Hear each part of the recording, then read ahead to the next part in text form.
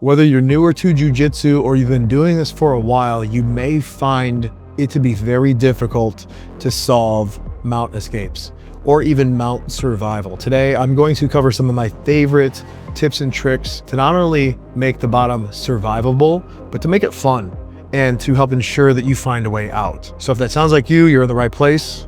Let's dive in.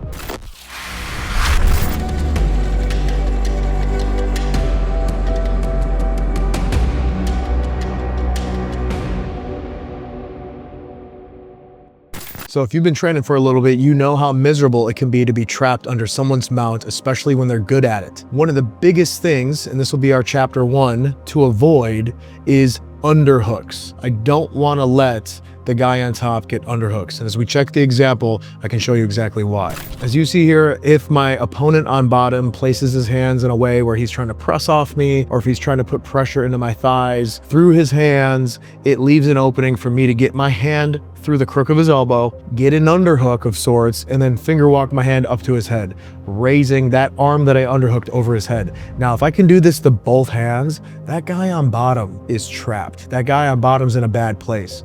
And I'll explain exactly why. Not only do I have access to your arms because they're isolated, you are also engaging some of the biggest muscles on your body, which are your back muscles. And it's pretty futile, to be honest. So not only are you putting a big oxygen demand on the biggest muscles of your body, which, as you know, or maybe don't know, will gas you out much faster, your arms are isolated and you're in a bad spot. So as an experienced grappler, someone who's a brown belt with 10 years experience, if I can get both your hands over your head, I'm gonna cook you there. I'm gonna make you really tired. And once I feel you relax, I'm gonna start hunting submissions. So the best way to avoid this is to not let me get those underhooks. One of my favorite ways to do this is frame with your elbows on your opponent's knees. As you can see from the example, my training partner drops his elbows down to my kneecaps. This does a couple of things. One, it prevents me from climbing higher up on his body, which is really, really important because you don't want your opponent or your training partner to have high mount. There's a lot of opportunities there and it's hard to get out of. Secondly, by tucking your elbows tight to your body and forcing the tips of your elbows down to my kneecaps, it makes it very difficult for me to hunt those underhooks. There's other things that I now need to do to find those underhooks. So utilizing nice, strong, tight frames on your opponent's knees will keep them at a respectable level on your body. It prevents them from climbing higher, which eliminates opportunities for them to shoot submissions. If you aren't blocking or framing the knees with your elbows, try it, because I think you're gonna see it's a really big help. Now, as we move into tip number 2, it's framing on the hips, right? As we check the example, he's doing a good job of keeping his elbows framed into my knees.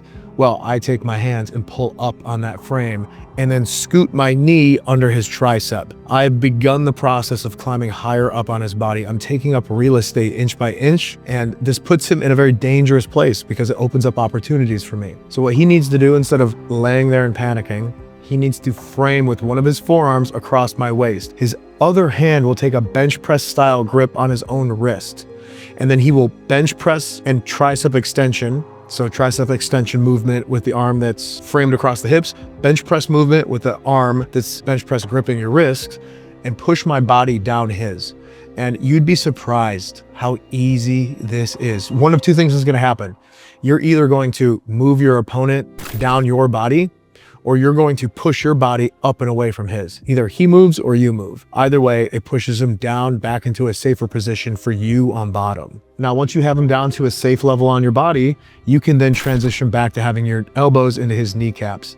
And this can become a really frustrating exchange for the person on top, because as a person on bottom, you can spam these two together to keep him away from your upper body. It's very basic, it's very simple, yet it's very effective, and it doesn't cost you a lot of energy. Now, a third thing that we can talk about that a lot of white belts don't seem to pick up right away because it feels unsafe, I think, is leaving your legs flat on the ground when you're mounted. As we check the example, you can see I'm in mount and my training partner has his legs up. I am very easily able to hook my legs in and drop a lot of hip pressure down on him. I'm pinning his hips to the mat with my hips. And although this doesn't cost me a lot of energy, it can really cook him. It can really gas him out because he's dealing with my weight focused into one point. This can feel very entrapping, very pinning. It's very isolating, right? But one of the best ways to avoid this position is just by leaving your legs flat. And as you can see here, once he drops his legs flat to the ground, it's very hard for me to get those hooks in.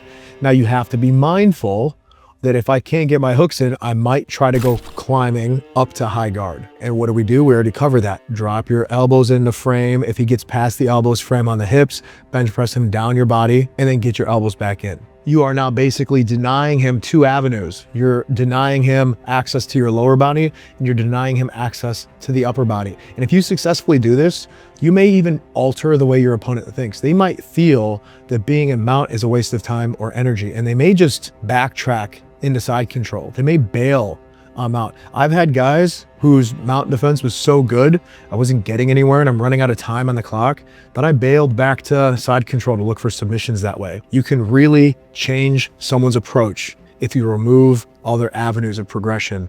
And these are great ways to do exactly that. Now, this final and fourth tip is really simple, but so effective. Stop laying flat on your back the whole time.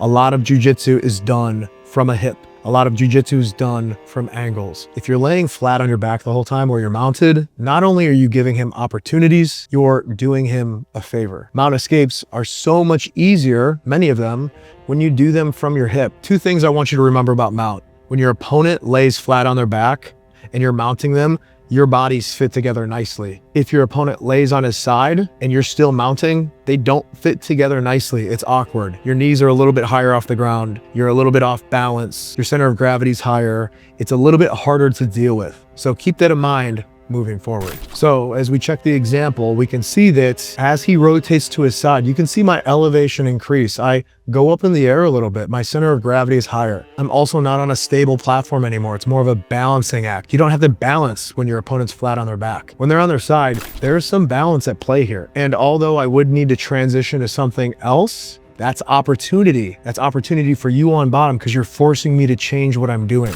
Now, once he starts to initiate a shrimp, I can't stop that shrimp with that right leg that's on his body.